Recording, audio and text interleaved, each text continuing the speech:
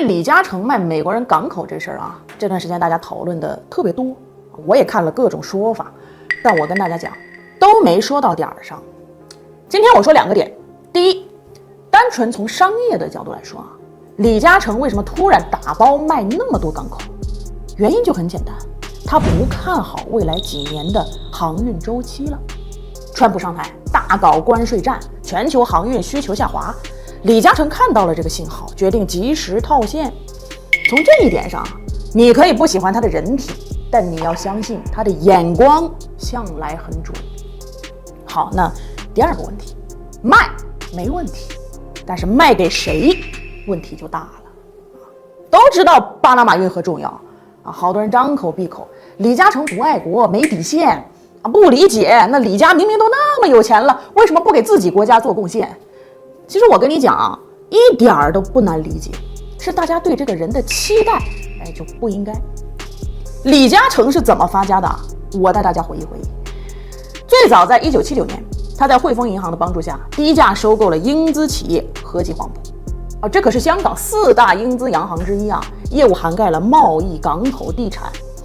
而这块香饽饽之所以能卖给老李，是因为当时的英国呀，发现自己已经在走下坡路了，所以急需扶持一个既能代表英资利益，又能接轨香港本土资本的人啊。李嘉诚恰好符合这个条件。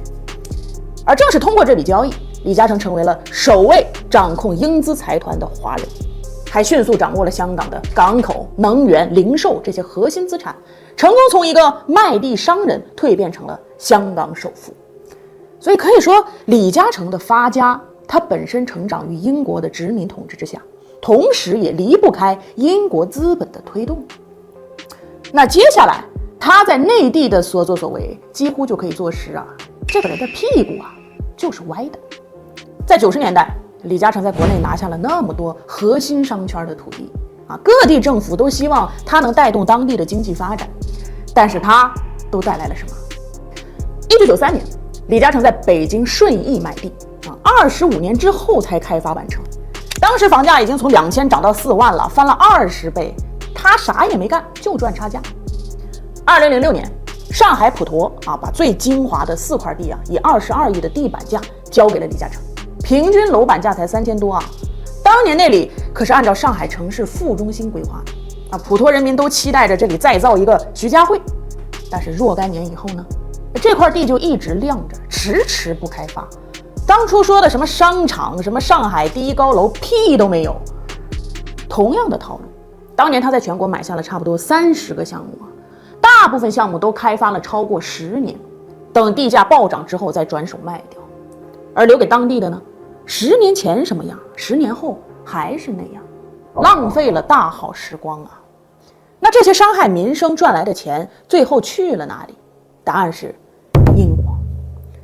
从2013年开始，李嘉诚就开始逐步抛售内地资产，并把资金逐步转移到英国。媒体的统计数据显示，李嘉诚家族在英国的投资超过了4000亿港元，控制了英国1/4的电力、1/3的天然气供应和2/5的电信市场。长河2019年的年报里，李嘉诚家族在欧洲的资产已经达到了5963.16亿港元，占据总资产的半壁江山。看到这儿啊，你再回头看李嘉诚卖港口这事儿，你还觉得奇怪吗？不奇怪啊，你让他爱国，李嘉诚多次说过，商人无祖国啊，所谓的爱国情怀跟他一点儿都不沾边。再回到此次事件啊，突然卖这么多港口，哪有那么巧的事儿啊？还记得1月份川普的就职演讲吗？当时他就明确表态，要重新掌控巴拿马运河，不排除用武力解决。2个月之后，美国的大资本贝莱德就出手收购港口了。所以这一切显然不是巧合，而是美国打算在全球航运贸易上做文章啊。